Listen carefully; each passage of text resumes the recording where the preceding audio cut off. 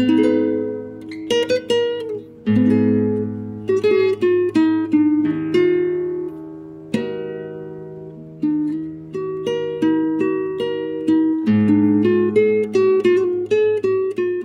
passei grande parte, quase toda a minha infância, até os 10 anos, 9, 10 anos, do interior, lá no sítio Buriti dos Carreiros.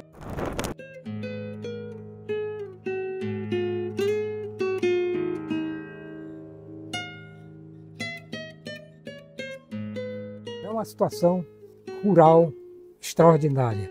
Meu pai, agricultor, camponês autêntico, né? Um homem que vivia com a mão na terra, trabalhando. Então eu não fui criado com livro.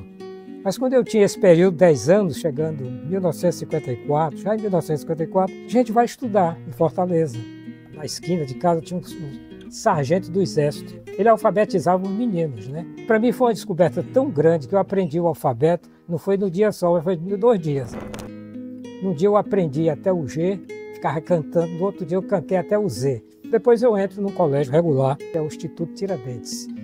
Foi lá que logo no primeiro ano, no final do ano, teve um desses concursinhos que a professora fazia para estimular, e eu ganho o primeiro livro. Para mim foi eu não esqueço esse negócio. Eu ganhei, era um livro, naquela época era uma coqueluche, assim, um best-seller chamado O Homem que Calculava. Então a minha história com o livro começa com Balba Tahan. É uma história toda, digamos assim, contrária à vida daquelas pessoas que nascem dentro dos livros, nascem com a leitura, não é?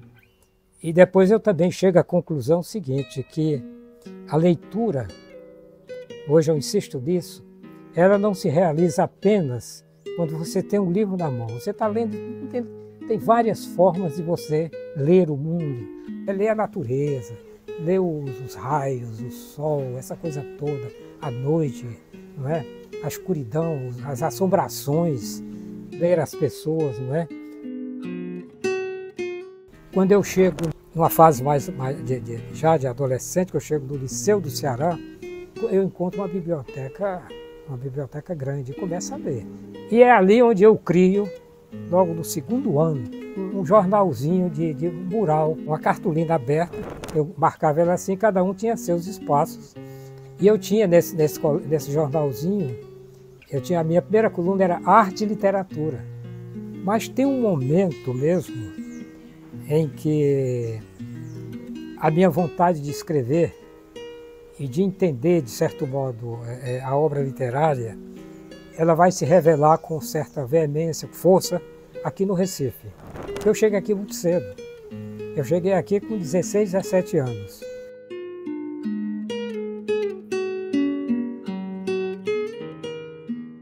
Eu tenho respondido a várias pessoas ultimamente o seguinte, é que você é ensaísta, é romancista, é teatrólogo, é não sei o quê, é isso, é aquilo, aí uma ruma de coisa assim. Aí descobri o seguinte, que na verdade o que eu tenho feito são apenas 2 coisas. Uma é contar histórias e a outra é refletir sobre a vida e tal. Então, na verdade, quando eu conto histórias, eu estou escrevendo um conto, estou contando uma história, pode ser uma narrativa longa, e é um romance, na forma dramática, isso é teatro. Aí eu descobri, não, o que eu faço realmente é contar histórias. Caldeirão, por exemplo, que foi o meu romance de estreia, está vinculado a esse meu convívio com o problema da terra, a vida rural, a vida dos meus pais, não é? A geração dele. Neste momento aí, eu já me sinto assim, digamos, eu sou escritor, porque esse livro encontra uma certa receptividade, eu ganho até prêmios literários com ele, é um reconhecimento, e hoje é um livro que continua sendo lido, estudado, traduzido, não é? E me dá muita alegria. Ô menino, abra a porta da casa. O pessoal se juntando assim na rua, arrisca o bicho antes do tempo, e eu, pelo que sei, não vou fazer comício hoje não. Abra a porta e deixa a curiosidade entrar. passo a vida lendo, né? Tem uma coisa que eu estou lendo sempre, constantemente, que é poesia. Poesia é um texto com muita síntese, né?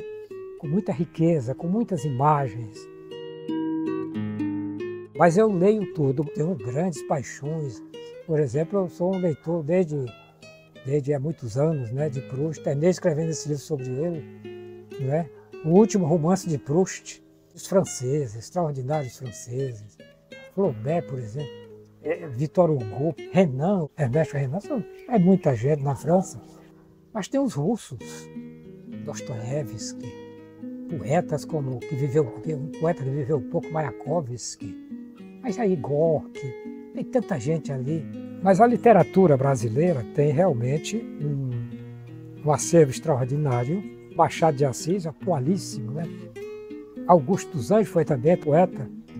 O Ariano com sua obra. Tem João Ubaldo Ribeiro. Olha, tem tanta gente assim.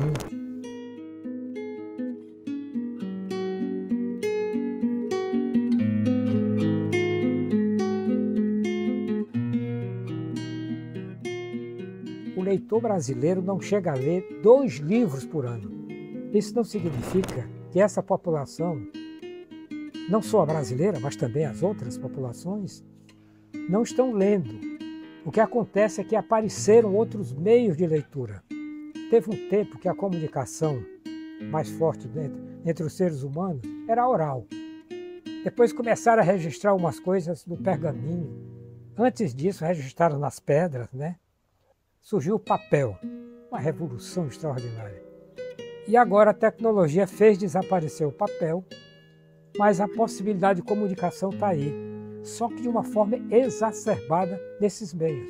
Então nós estamos afogados no mar de informações, onde a pressa parece dirigir tudo. Quando eu escrevo um livro, eu boto tudo que eu tenho, toda aquela